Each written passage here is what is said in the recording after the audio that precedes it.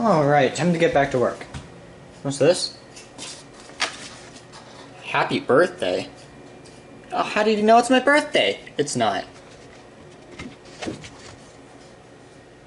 We humbly request you return to the cinematic dimension or else. With love, Luke, Sam, Spaghetti, Lasagna, Fluffy. I only know Luke and Sam. Who are these other people? Is that an Oreo?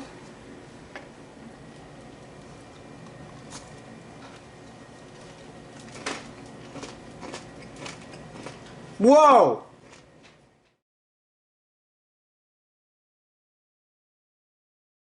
Hello, I'm Siamecat. I have the sudden urge to spend 31 hours getting into the hobby of collecting. Rare and Nintendo had just made a trilogy of platformers on the SNES, bringing back the Donkey Kong Country series, but by 1996, people were more so focused on the N64. Super Mario 64 had just shown everyone what a 3D platformer could be, and also what it couldn't be at the same time, and Rare's Banjo-Kazooie was a memorable take on expanding the groundwork established by Mario 64. I mean, I've never played it. Heard it's great, though. Okay, so I have actually started playing it since I wrote that. Just thought I'd let everyone know. Though people were, of course, still wondering what the 3D Donkey Kong was going to be like. Then in November of 1999, Donkey Kong 64 released. Starting the game, we're greeted to the greatest game intro of all time, and coincidentally the greatest thing to come out of rap.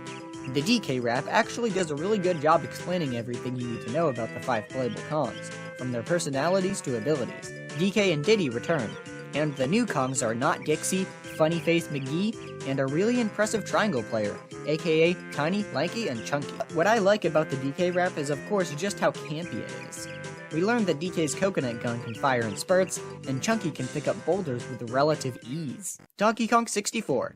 Because Banjo-Kazooie just wasn't big enough. Yes, these games are both 3D platformers, but more specifically, they're collectathons, which are all about shoving copious amounts of shiny rotating things into your pockets. Now, should Donkey Kong 64 have been a collectathon? And did it essentially kill the genre?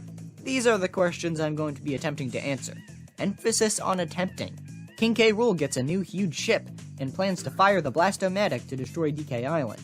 The Kremlings also scatter DK's banana horde and capture his friends, although the Blastomatic is having behind-the-scenes technical difficulties, so DK needs to stop the Kremlings before they fix it.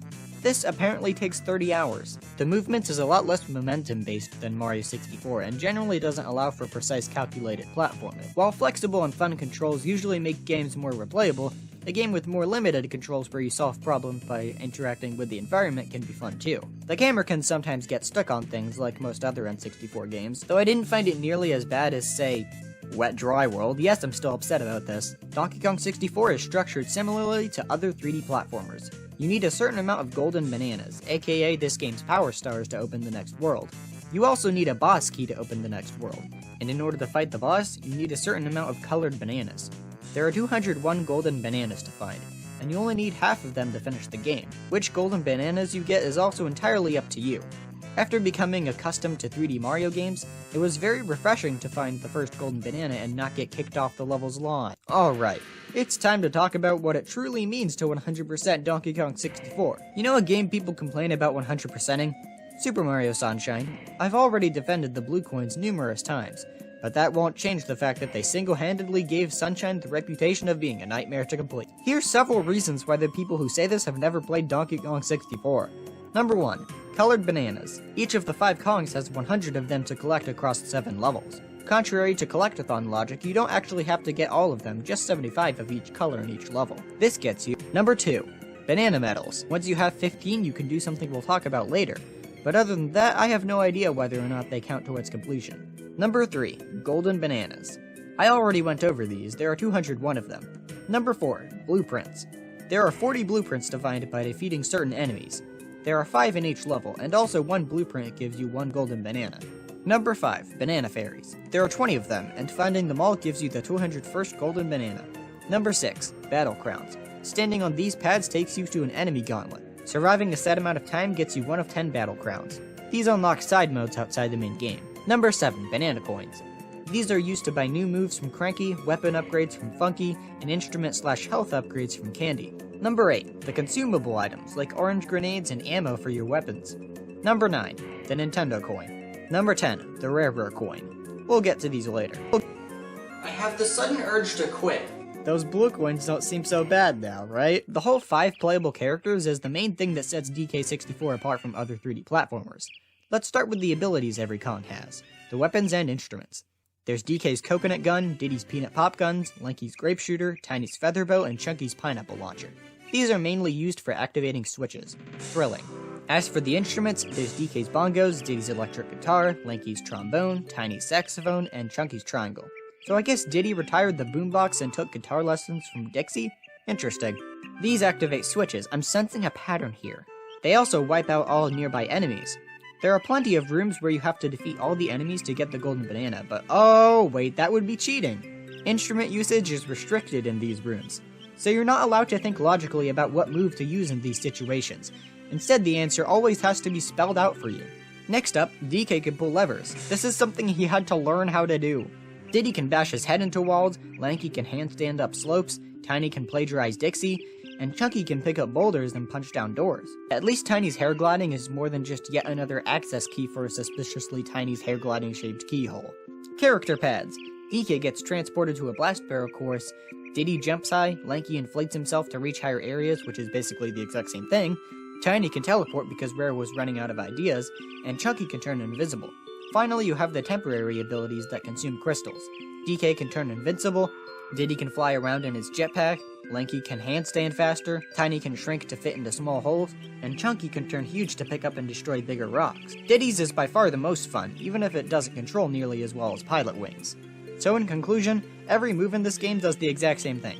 If there's one thing Rare had perfected at this point, it's character expression and personality. DK is overconfident and full of himself, Diddy is still on top of the world after saving DK, so he too has become a little cocky. Lanky Kong is an enigma. Tiny is sassy, and Chunky is easily frightened. He even actively tries to convince you not to pick him. Every now and then you'll find very action-oriented challenges, like a simple race or these minecart sequences. The jump from 2D to 3D really turned up the spectacle meter a few notches. Now the question is, would this game have been better if it were a fast-paced linear platformer, kinda like Mario Galaxy? Or, Donkey Kong Country? Well, that still remains to be seen. The bosses are similarly pretty good. The first 2 could probably be replaced because the World 5 and 6 bosses are just harder rematches. But other than that, there's not really a whole lot wrong with them. I especially like the cardboard cutout of K-Rool. You have to fire yourself at it, and if you miss, you lose that Kong, so you get 4 misses. Donkey Kong 64 is not Donkey Kong Country, but that doesn't mean there aren't any ideas carried over. Bonus rooms are a staple of the series. You find one, play a fun little platforming challenge associated with the level's gimmick, and harvest its resources. In Donkey Kong 64, you solve a puzzle expecting a golden banana, and sometimes you'll be given a bonus barrel instead. The problem with the bonus rooms in this game is that very few of them have anything to do with the main gameplay. Instead, they feel more like Mario Party minigames. Unpolished ones at that. Exhibit A, Beaver Bother. You herd beavers into a hole. I hereby pronounce Beaver Bother worse than the pachinko machine. Make of that what you will. Through everything I've said so far, you might have been able to piece together what the gameplay looks like. Wandering around until you find some arbitrary switch meant for a different Kong, or collectibles you could only pick up with a different Kong. What this entails is trekking back to the nearest tag barrel to switch Kongs, only to find that the trail of bananas leads directly to this. So at this point, the entire game is backtracking to a tag barrel to interact with the world in very arbitrary ways. Now this is a pretty major flaw, but does it ruin the game? Not that I would get ahead of myself and postpone answering the question. The level design is odd. It's usually a bunch of large open areas connected by hallways. Semi-repetitive hallways. Is this hallway from Jungle Japes or Crystal Caves? Wrong, it's Gloomy Galleon. The level themes also feel very been there, done that. Jungles, factories, pirate ships, forests, caves, and castles are all themes the series has explored before. I guess the setting is still DK Island though, so it makes sense. We also have a desert world which is very new to Donkey Kong, but may I remind you... Speaking of DK Island, it's the hub world. Already booked a trip. There's a lot of golden bananas to find, but it still feels pretty barren compared to other hub worlds at the time. One thing I love about this hub world though is how the music changes depending on which level's lobby you're in.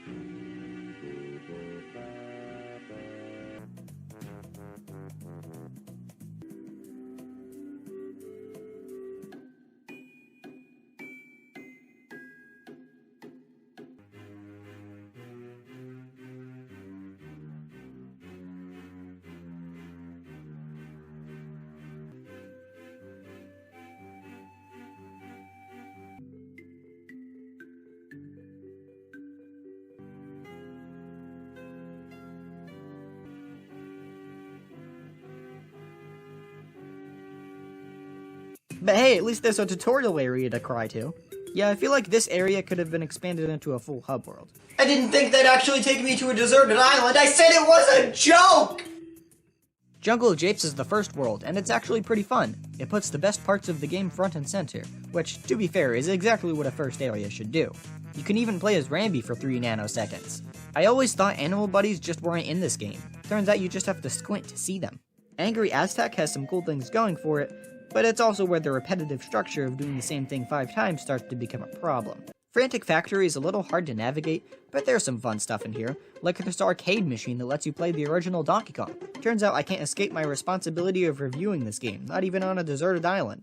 Gloomy Galleon is Jolly Roger Bay, but Donkey Kong 64ified. You can play as Enguarde for 6 nanoseconds, explore sunken ships, there are some cool ideas, but it's brought down by all the backtracking.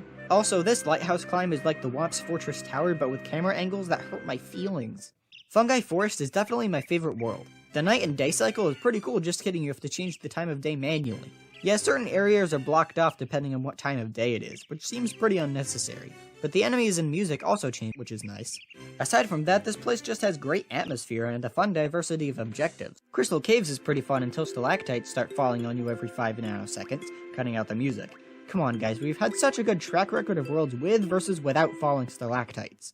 While I did say Fungi Forest was my favorite, Creepy Castle does a good job fixing some of the main problems with the game by having all the warp pads lead back to one spot with a tag barrel. There are also some more creative puzzles here too. Hideout Helm is actually pretty amazing. The goal is to shut off the Blast-O-Matic by completing a set of linear challenges that use the abilities of all 5 Kongs in interesting ways, under a time limit. Yeah, the more blueprints you give to this guy named Snide, the more time you have. The second half of the game is way better than the first. Once you shut off the Blast-O-Matic, all that's left is to collect the final key, which is behind a door that requires the Nintendo and Rareware coins. That means you have to have played through Donkey Kong a second time, and got a score of 5,000 points in Jetpack. Okay, weird decision, but let's talk about jetpacks. That's what you wanted from me, right? Once you have 15 banana medals, Cranky will let you play Jetpack, one of Rare's first games. You gotta rebuild and fuel your ship so you can move on to the next level. That's a trap, just farm for gems instead. After shutting off the Blast-O-Matic, K-Rool tries to escape, but the boss keys you've been collecting set K-Lumsy free, so he stops K-Rool for you. So you ambush K-Rool in his ship only to find you're now stuck in a 5-round boxing match. Each round has you playing as a different Kong. I like Diddy's phase where you fly up and drop light fixtures on him, but other than that, it's really long. I also like how it continues the tradition of each K-Rool fight being wildly different from the last. After Funky Kong Rocket Launcher's K-Rool, that's pretty much where the credits roll. If you get all 201 golden bananas, you'll get an extra scene after the credits, a casting call for the next Donkey Kong game on GameCube. What happened? A hostile buyout! Then there's the multiplayer. One of the modes just takes the basic combat mechanics and puts them in a multiplayer setting, and the other is a full-on third-person shooter with multiple arenas. It's not really anything special, but can be hilarious with the right group of people. I probably enjoyed Donkey Kong 64 way more than you would expect, given its reputation of being a very flawed game. How do you improve it? Well, have more golden bananas that actually require you to think about your surroundings to decide what move to use. Oh, and a button that swaps characters. Other than that, I seem to have contracted liking Donkey Kong 64 despite its flaws. Though, isn't that what we do with every game we like? Here we go! So I'm finally back, reviewing once more. Before that, I had to expand the lore. But now that that's over, let's address this at its core. Donkey Kong 64. What? Oh. Much regret. The landscape is changing in the gaming sphere. The third dimension is finally here. As for DK, there are pros and cons, so why not make a collect-a-thon? Rare's done it before, so it should be easy, but throw in a rap and make it cheesy. His coconut gun can fire in spurts. This Kong has a funny face. Let's start with the good. You're asking me? Well, it's each Kong's personality. There's Donkey, Diddy, Tiny and Chunky, and we can't forget the legend Lanky. Being memorable is this game's identity. It's the anti-NSMB. new soup. It exists. The hallways are long, and the worlds are sprawling. Your time in a tag barrel won't be falling with every Kong to every part of the map, 'cause there's color-coded, collectible crap. Once you see something, you know what to do, since that pad already spelled it out for you. Each move does the same thing. They're just keys for arbitrary keyholes. But that's not all. There is a silver lining. The end of the game is quite amazing. Creepy castle and hideout helm, by their quality, I am overwhelmed. If the rest of the game were more like this, it wouldn't be seen as such a miss. Time to conclude this thing. Would this have been better as a linear game, or is what we got not all that lame? A collectathon can be done right, but as it is now, it'll just cause a fight. I think DK deserves another shot in 3D, but it won't happen soon because of the state of E3. Huh, come on Spaghetti, take it to the fridge. Oreos, crackers, and Yoshi's new island. Why does this sound like a shopping list grant? Oh yeah!